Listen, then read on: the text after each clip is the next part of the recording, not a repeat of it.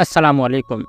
रियासत खैरपुर जो क़दीमी तारीख़ी अहवाल सिंध जे क़दीम तारीख़ी अहवाल में अची वञे थो। हाणोको खैरपुर जे आसपास वारो मुल्क सिंध जे क़दीम गादीअ जे हंधि उलवड़ या उरवड़ जे वेझड़ाईअ में हो। उन्हनि ॾींहनि में सिंध में पंजाब बि शामिल हो।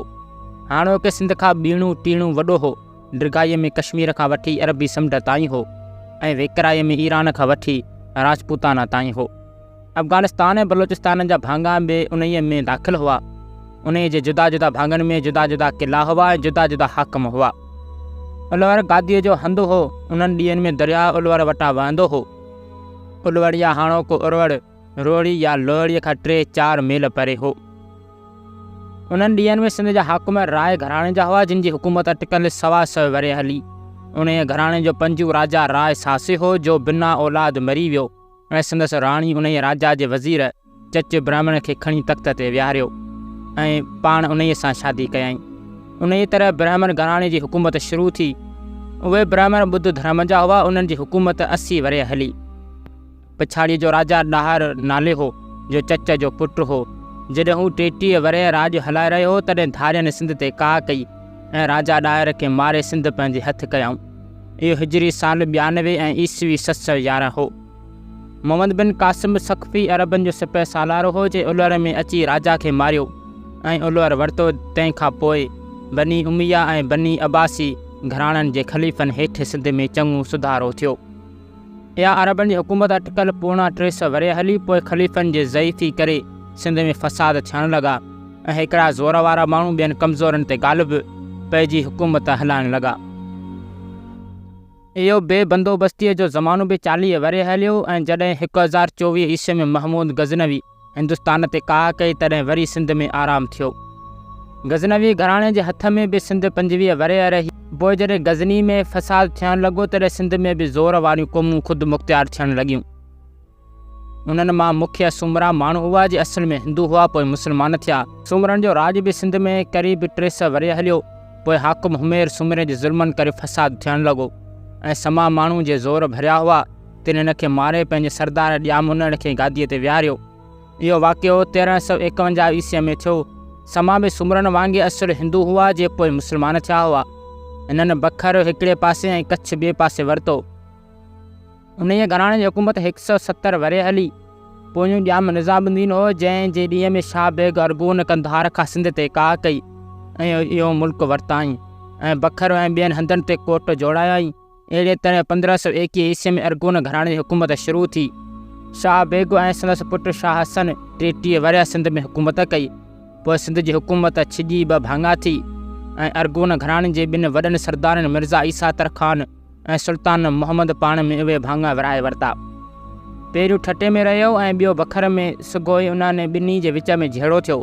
सुल्तान मोहम्मद धीउ जो संग दिल्लीअ जो मुग़ल बादशाह अकबर खे ॾिनो हो। सो जॾहिं पाण मोह ऐं ॿियो वारिस कोन हुअसि, तॾहिं बखर अकबर बादशाह जे हथ में आयो, जंहिं पंहिंजे पारां सिंध में नवाब मुक़ररु कयो। अहिड़े तरह 1590 ईस्वीअ में दिल्लीअ जे शहनशाहनि जे नवाबी या सूबेदारी शुरू थी। मियाँ नवाब मियाँ यार मोहम्मद ऐं संदसि पुटु मियाँ नूर मोहम्मद अब्बासी कलोड़ा हुआ। नादिर शाह पहिरियों हिंदुस्तान ते ऐं पोइ सिंध ते काह कई। तॾहिं मियाँ नूर मोहम्मद, जंहिं पाण खे उन गड़बड़ में ख़ुदि मुख़्तियार कयो हो, तंहिंखे सिंध जो हक़ मुक़ररु करे पंहिंजो ढल भरियो कयईं। अहिड़ी तरह सिंध में कलोड़नि जी हुकूमत शुरू थी, जा 1781 ईस्वी ताईं हली। पोइ हाकम मियाँ अब्दुल नबी हो, जंहिंजे ॾींहं में टालपुर बलोचनि ज़ोर वरितो ऐं मियाँ जे मथनि ज़ुल्म करण करे हिननि उन्हनि ते काह करे सिंध वरिती ऐं पोइ टालपुरनि जी हुकूमत शुरू थी, जा 1843 ईस्वी ताईं हली। जॾहिं सिंध अंग्रेज़ सरकार जे हथ में आई, ॻूणी ऐं हाणोकी तारीख़ जी जा असां हिन वक़्त ताईं आंदी आहे, जंहिं वक़्तु हाणोकी खैरपुर जी रियासत ऐं उन जे हाणोकनि हाकुमनि जे ख़ानदाननि जो वास्तो शुरू थियो। रियासत खैरपुर वारे भाङे उलवड़ रोहरी ऐं बखर वारनि शहरनि सां त तइल्लुक़ रहियो आहे, जे अॻु हुकूमत जूं मुख्य जायूं हुयूं ऐं रियासत जा के मकान आहिनि, जिन जा नाला अॻूणे तारीख़ में अचनि था। मसलन बबर लोह जो ॻोठु, जो रियासत जी हद अंदरि आहे ऐं रोहड़ीअ खे वेझो आहे। मिर्ज़ा शाह हसन अरगोन जे ॾींहं में मिर्ज़ा ॼाम फिरोज़ समय खे आख़िरी शिकस्त ॾेई उन ॻोठ में आयो। घणा ॾींहं उते शिकार करे पोइ बखर में आयो ऐं उबावरे ऐं माथेले जे ॾहरनि माछियुनि ऐं ॿियनि क़ौमनि खे मारे मञायईं।